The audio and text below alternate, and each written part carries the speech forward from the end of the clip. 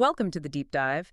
Today we're exploring how we navigate what feels like a fracturing world, and we're doing it through the work of global strategist Sophie Krantz. Yeah, we're digging into her article, Terra Incognita, When Does It Pay to Redraw the Map?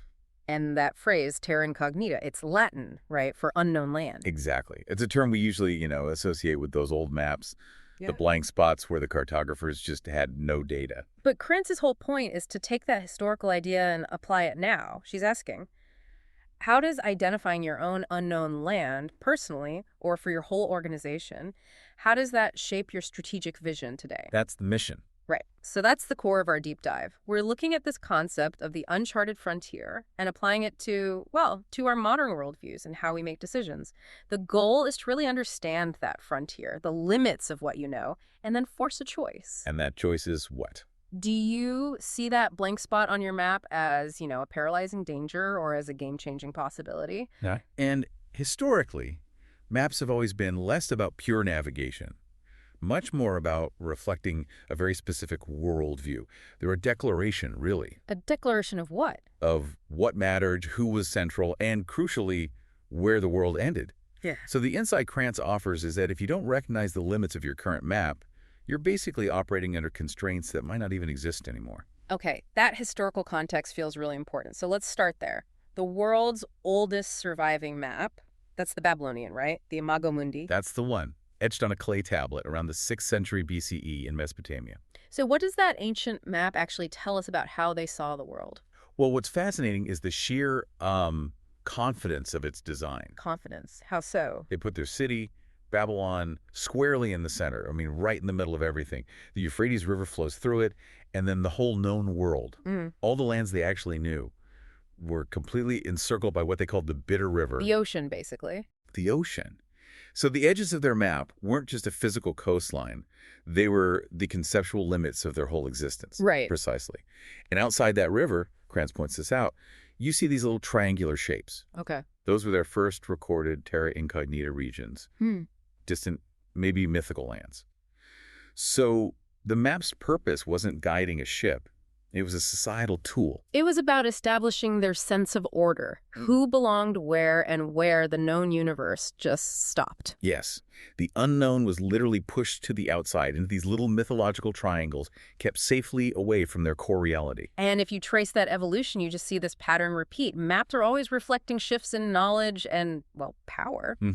Greek scholars come in and they add geometry, latitude. The map gets more scientific. But then medieval cartographers might just abandon scale completely to, say, put Jerusalem at the center for religious reasons. And then, of course, the age of exploration in the 15th and 16th centuries. Explorers are literally redrawing coastlines with every voyage, shrinking that physical unknown. Which brings us to today. We have satellites charting things in real time.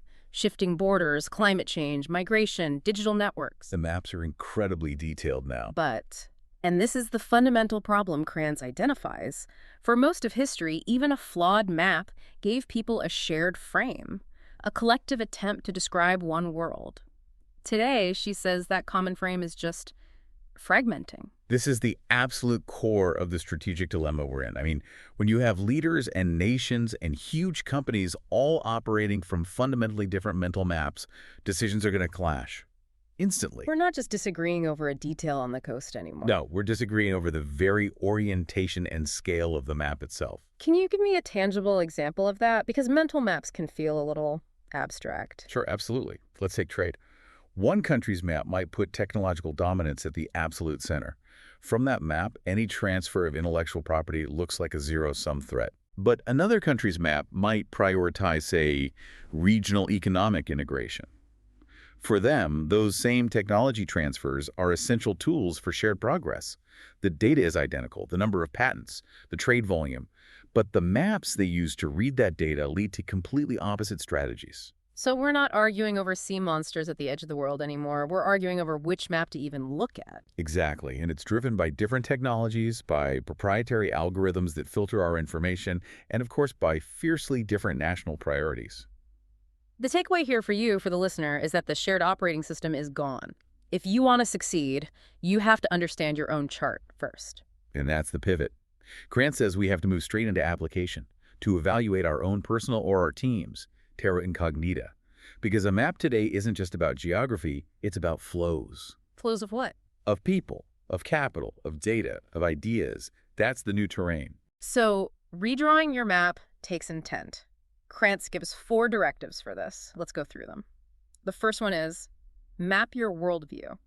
What's at the center of your decisions? This is the foundational question, isn't it? Yeah. The Babylonians put Babylon at the center. What's your Babylon?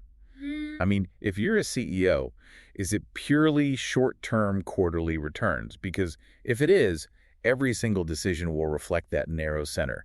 Your map of what's possible shrinks. But if your center is, say, long-term stakeholder value in a changing climate, Your map immediately gets bigger. it expands massively. It now includes risk and opportunity zones that Terra Incognita, that the short-term map completely ignores. Which makes the second directive so important. Note the boundaries. Where do you stop looking? And these are rarely physical boundaries. They're usually boundaries of comfort or just inertia. Like what? Okay, think of a successful retail brand. Their boundary might be, we only sell in physical stores in North America. That boundary, while it feels safe, creates this huge, self-imposed terra incognita over there. Like e-commerce in Southeast Asia. Exactly. You have to identify where you stop looking, engaging, or trading, not because you can't, but just because of habit. Which leads right to the third point. Identify the new cartographers. Who is actually drawing the map you're using? This is so critical in the digital age. Your map makers aren't national geographers anymore. They're the analysts feeding you data, the alliances you trust, and, maybe most importantly, the algorithms that curate your information. An algorithm as a cartographer, that's interesting. Think about it. A marketing department's map of customer needs might be drawn exclusively by an AI analyzing past purchases. That algorithm is your cartographer, and it is biased toward the known past. It's going to label anything truly new, a demographic shift, a new spending habit as noise or risk. It locks you into old territory. So the final step is to redraw with intent. If you know your center, you see your boundaries, and you know who's drawing your maps. How do you actually redraw? It means you have to fund deliberate exploration. You have to move resources from just defending known territory to actually venturing into the unknown. So if your old map labeled, say, blockchain integration as a risky triangle, Redrawing with intent means you dedicate a small, empowered team to spend 6 months operating inside that unknown land. You turn it from a myth into an understood reality. It's about choosing possibility over the comfort of the status quo. I really like that distinction, moving from a risk label to an understood reality label. Because Krantz warns, when the Babylonians marked the unknown with myth, it made sense for their time. But when a modern leader labels something they just don't understand as unacceptable risk, they are actively shrinking their own world. They are willingly giving up future opportunities. So the goal is to shift from terra incognita, unknown land, to terra cognita. Known land, that's it. That act of willful knowledge gathering is really the definition of high performance, and maybe even organizational sanity in a chaotic world. If your team is constantly running on myths, you're just building stress and inefficiency. Okay, let's make this really actionable then. Krantz suggests looking at 2 types of knowledge gaps. The first one is internal. What parts of the world are known to you but are unknown to the people around you? This is all about maximizing what you already have. Maybe you, the listener, spent years working in the APAC market. You get the subtle regulatory shifts that your headquarters team, with their North America-centric map, completely misses. So the value isn't just having that knowledge. No, the value is in actively translating it, communicating it. Your personal terra cognita has to become a shared resource. Otherwise, the organization keeps making decisions based on an incomplete chart. That's a powerful idea that your biggest strategic contribution might just be sharing what you already know. So what about the second gap, the external one? What's unknown to you, but you have a hunch that knowing more would be valuable? This is where you find your true exploratory projects. It could be geographic, competitor suddenly making moves in a market you wrote off years ago. Or demographic. Or demographic, right. You realize you just don't understand the motivations of your Gen Z workforce. Or maybe it's data related. You haven't mastered the new tools that quantify customer churn.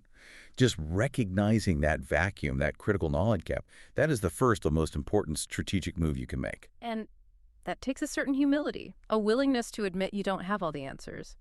The core insight from this deep dive into Krantz's work seems to be about choice. We choose our worldview, and by extension, we choose the scope of our own terra incognita. That's it. The potential for success lies in being willing to challenge those boundaries we set for ourselves. It does. The whole value of recognizing your limits. is to prevent them from restricting or reducing your vision. So, to bring it all the way back to where we started, that Babylonian map with its triangles of myth, the final question for you to think about is this. What specific, current triangle of myth in your organization? That thing you've labeled too risky or too complicated. What do you need to deliberately transform into a known region, a Terra Incognita, starting today?